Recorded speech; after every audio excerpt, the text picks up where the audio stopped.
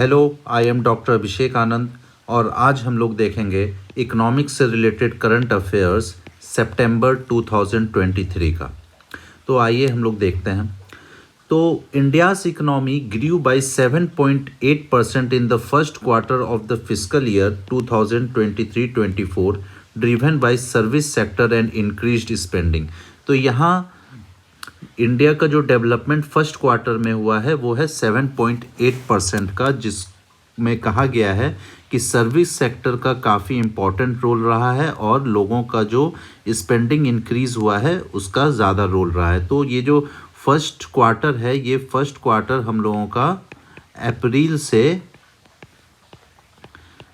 जून तक का first quarter मानते हैं। 3 महीने का 4 क्वार्टर पूरे साल में होता है।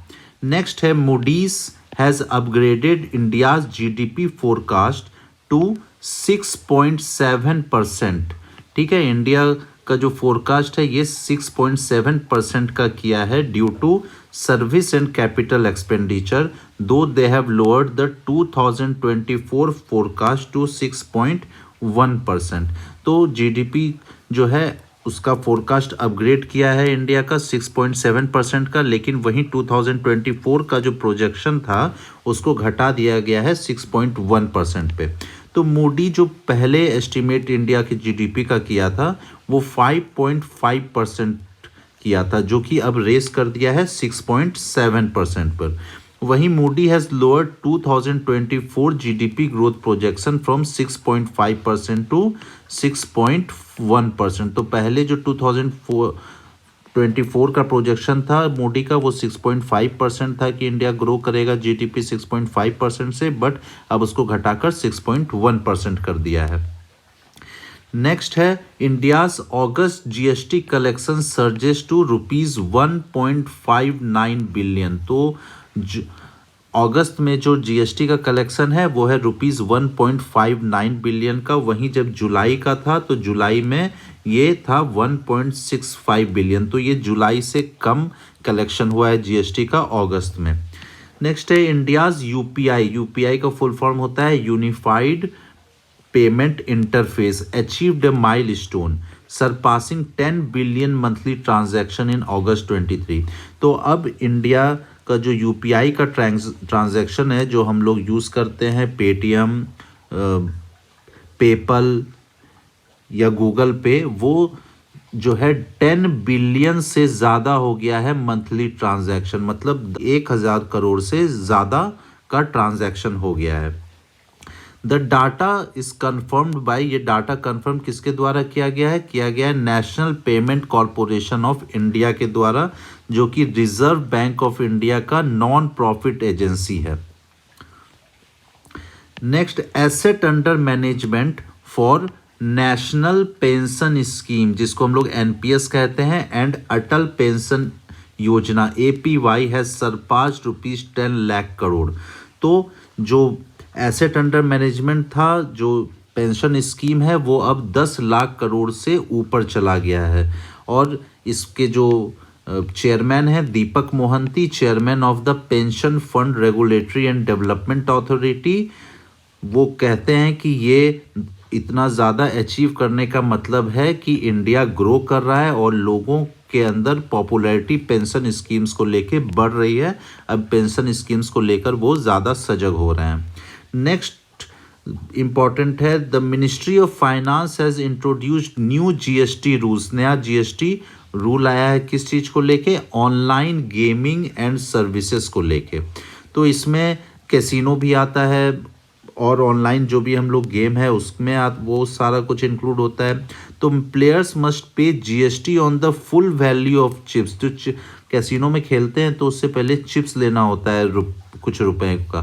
तो value of chips bought in casinos with no refund on the return amount, मतलब अगर जितने रुपए का वो लोग चिप्स लेते हैं उस पे उनको जीएसटी लगेगा। अगर वो कुछ रुपए लौटा भी देते हैं तो उस जीएसटी में उनको कोई रिफंड नहीं मिलेगा।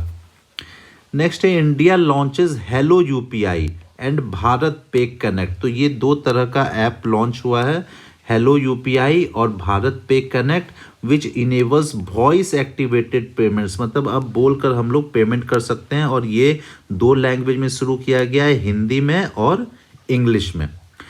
इंडियाज रिटेल इन्फ्लेशन, ठीक है, यहाँ रिटेल इन्फ्लेशन की बात हो रही है। India's retail inflation is to 6.83%। India का रिटेल इन्फ्लेशन कितना हो गया है? 6.83%, जो कि घट गया है जुलाई से, जो कि जुलाई में था 7.44%। लेकिन अभी भी ये आरबीआई के टारगेट रेंज से ज़्यादा है। तो आरबीआई का टारगेट रेंज क्या है इन्फ्लेशन का, ये जानना चाहिए। ये है 4 प्लस या -2%, मतलब ये 6% इसका अपर लिमिट है और 2% इसका लोअर लिमिट है इन्फ्लेशन का, आरबीआई के अकॉर्डिंग। तो wholesale price index declined for the 5th consecutive month, reaching to -0.52% in August 2023। तो लगातार 5 महीने से होलसेल प्राइस इंडेक्स घट रहा है और वो अभी -0.52% इस बार अगस्त में रहा है होलसेल प्राइस इंडेक्स। तो अब होलसेल प्राइस इंडेक्स क्या है? ये मेजर करता है fluctuation in prices of goods traded and sold in bulk by wholesale business and other companies to other companies. तो यहाँ पर WPI जो होता है वो फ्लक्चुएशन प्राइस का देखता है, जो कि बल्क में बाई करता है कोई भी बिजनेस या कोई भी कंपनी। और ये फोकस कहाँ करता है? ये फैक्ट्री गेट प्राइसेस, मतलब जब कोई सामान किसी कंपनी से निकलता है तो उस समय के प्राइस को ये फोकस करता है। नेक्स्ट है LIC handed over ₹1831 crore dividend. किसको दिया है? 1831 करोड़ का डिविडेंड दिया है फाइनेंस मिनिस्टर इंडिया को, जो कि गवर्नमेंट का शेयर है ईयर 2022-23 के लिए। और ये जो शेयर है, पर शेयर जो डिविडेंड दिया गया है गवर्नमेंट को, वो है ₹3 पर शेयर। नेक्स्ट है RBI reports financial inclusion index. अब ये फाइनेंशियल इंक्लूजन इंडेक्स रिपोर्ट हुआ है आरबीआई के द्वारा, जो कि है 60.1 इन मार्च 2023 फ्रॉम 58.4 इन मार्च 2022। तो 60.1 जो है ये हम लोग के कंट्री का फाइनेंशियल इंक्लूजन इंडेक्स है, जो 2023 का है, और पिछले साल 2022 मार्च में 58.4 था। अब फाइनेंशियल इंक्लूजन इंडेक्स है क्या? फाइनेंशियल इंक्लूजन इंडेक्स जो है ये न्यूमेरिकल वैल्यू में होता है, जैसे 60.1 है, 58.4 है, तो ये एक न्यूमेरिकल वैल्यू है जिसको हम लोग मेज़र करते हैं स्केल पे, जो कि 0 to 100 होता है। अब 0 का क्या मतलब होता है, 100 का क्या मतलब होता है? 0 का मतलब होता है कंप्लीट फाइनेंशियल एक्सक्लूजन, मतलब लोगों के पास बैंकिंग सेवा बिल्कुल भी नहीं है या फाइनेंशियल इंस्टीट्यूशन से कोई भी रिलेशन नहीं है। वहीं 100 जो है ये इंडिकेट करता है कंप्लीट फाइनेंशियल इंक्लूजन, मतलब पूरे देश के सभी लोगों के पास बैंकिंग फैसिलिटी है, उनका अकाउंट है बैंक में, उनको क्रेडिट फैसिलिटी मिलती है, सारे कुछ का। तो अब जो ये डिटरमाइन होता है फाइनेंशियल इंक्लूजन इंडेक्स, इसके 3 पैरामीटर्स हैं। अब 3 पैरामीटर्स क्या हैं कि एक्सेस कितना है बैंकिंग फैसिलिटीज़ को या फाइनेंशियल सर्विसेज को, कितना यूज़ करते हैं वो लोग, और कितना क्वालिटी है, क्या क्वालिटी है उस सर्विसेज का। तो ये एक्सेस को 35% का वेटेज दिया गया है, यूज़ जो है उसको 45% का वेटेज दिया गया है, और क्वालिटी ऑफ सर्विस को 20% का वेटेज दिया गया है फाइनेंशियल इंक्लूजन इंडेक्स में। नेक्स्ट है G20 summit 2023 held on, date है 9th and 10th सितंबर। और कहाँ पर हुआ था? ये हुआ था Bharat Mandapam international exhibition convention centre, जो कि न्यू दिल्ली में है। इसको याद रखिएगा।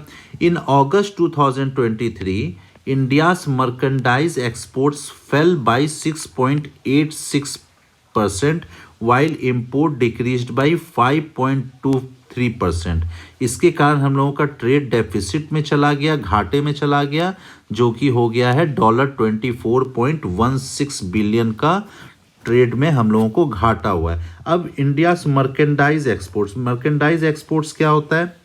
मर्केंटाइज एक्सपोर्ट्स में हम केवल टेंजिबल आइटम्स को लेते हैं, ठीक है, केवल टेंजिबल आइटम्स को, जैसे हम लोग बोलते हैं गुड्स एंड सर्विसेज, ठीक है, तो टेंजिबल आइटम्स में गुड्स आ जाएगा, तो इसके एक्सपोर्ट और इंपोर्ट की बात हो रही है।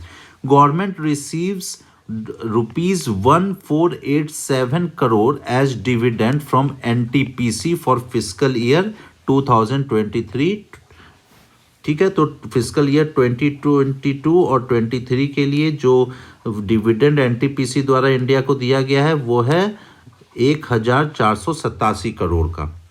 The Asian Development Bank ADB lowered India's financial year 2024 GDP forecast to 6.4% to 6.3%। तो एशियन डेवलपमेंट बैंक जो 2024 का फोरकास्ट पहले किया था इंडिया के जीडीपी का वो था 6.4%, लेकिन अब उसको घटा के कितना कर दिया है, घटा के 6.3% कर दिया गया है एशियन डेवलपमेंट बैंक के द्वारा। अब ये जो न्यूज़ है ये सरप्राइजिंग न्यूज़ है पूरे वर्ल्ड के लिए, ग्लोबली। ये है Afghani currency has emerged as the best performing currency in July September quarter. तो ये जो सेकेंड क्वार्टर है फाइनेंशियल ईयर 2023-24 का, उसमें अफगानिस्तान का जो करेंसी है वो बेस्ट परफॉर्मिंग करेंसी इसको दिया गया है। अब क्या क्या इसका वजह हो सकता है, अब ये वजह बताया जाता है दो चीज़ों को। एक है कि massive dollar inflow in the form of aid, जो बहुत सारा डॉलर जो है यूएस का गया है इसके अफगानिस्तान में, उसके एड के रूप में गया है, उसके डेवलपमेंट में गया है। और दूसरा क्या है कि करेंसी कंट्रोल मेजर्स भी काफ़ी सारा इम्पोज किया गया है वहाँ के तालिबानी गवर्नमेंट के द्वारा। और अगर हम लोग बात करें कि कितना उन लोगों का एक्सचेंज वैल्यू है, तो 26 सितंबर 2023 के अनुसार 78.25 पे अफगानी करेंसी हो रहा था एक्सचेंज यूएस डॉलर से। नेक्स्ट स्टेटमेंट है some of the currency control measures undertaken are. तो क्या क्या करेंसी कंट्रोल मेजर्स कुछ बात करेंगे जो लिया गया है अफगानिस्तान के द्वारा।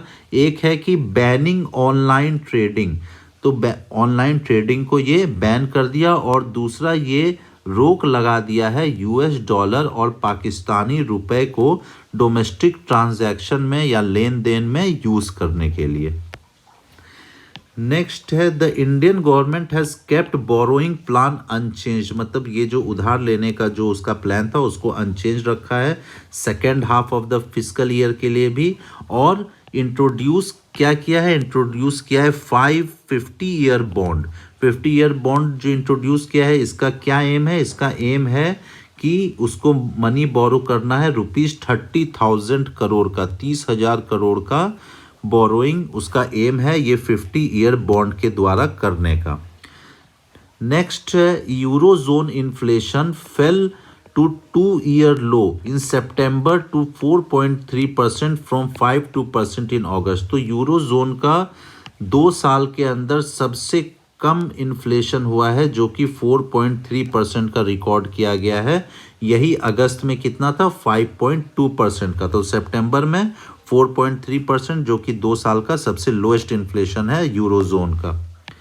India's core sector achieve 12.1% growth. तो जो कोर सेक्टर है इसमें 12.1% ग्रोथ देखा गया है अगस्त में, और ये 14 मंथ का सबसे हाई ग्रोथ रेट है। और ये किस कारण से, इसके कुछ सेक्टर्स हैं जिस कारण से इतना ग्रोथ अचीव किया गया है कोर सेक्टर में।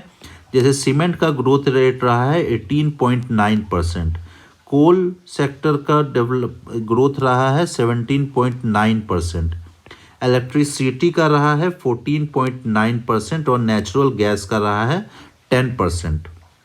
नेक्स्ट है windfall taxes on domestic produced crude oil has increase to ₹12,100 per ton.